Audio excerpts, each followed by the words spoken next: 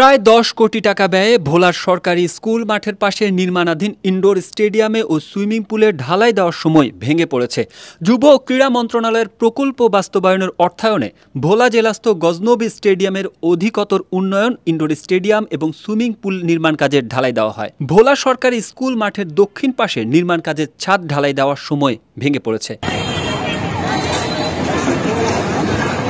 অপরিকল্পিতভাবে বাঁশ ও কাঠ ব্যবহার করায় এ ধরনের দুর্ঘটনা ঘটেছে বলে ধারণা করছেন মাঠে ঘুরতে আসা দর্শনার্থীরা। ছাদ ধসে পড়ার ঘটনায় হতাহতের খবর পাওয়া যায়নি।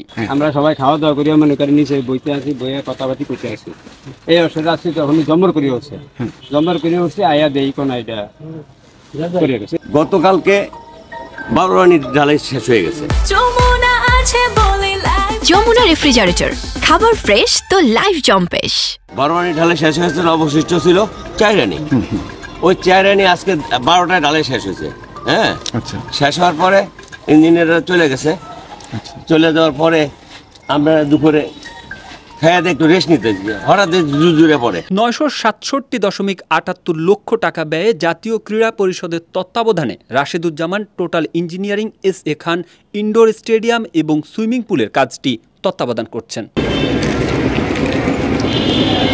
তবে ঠিকাদারি প্রতিষ্ঠানের পক্ষ থেকে দাবি করা হয়েছে পরিকল্পিতভাবে যে কেউ নিচে থেকে বাঁশ সরিয়ে দিয়েছে, যার ফলে ঢালাই শেষ হওয়ার 2 ঘন্টা পর ছাদ ধসে পড়ে, যা পুরোপুরি পরিকল্পিত কাজ। পরিকল্পিতভাবে কেউ, কারণ একটা বাঁশের সাথে 100টা বাঁশ করা, 100টা বাঁশ এটার সাথে জড়িত। একটা টান দিলে কিন্তু সবগুলি পড়ে দেবে। যাদের উপরের ওই যে 2টা, হ্যাঁ, উপরের 2টা করছে, মানে আগের গুলি তো হয়ে গেছে, মানে শক্ত হয়ে গেছে।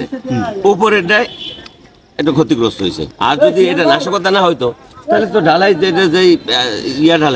ঢালাই সময় এটা দুর্ঘটনা ঘটতো, লোক মারা যেত। আপনি কিভাবে মনে করছেন যে এটা যে নাশকতা? এটা আমার এইটা ছাড়া কোনো পসিবিলিটি আমি দেখি না।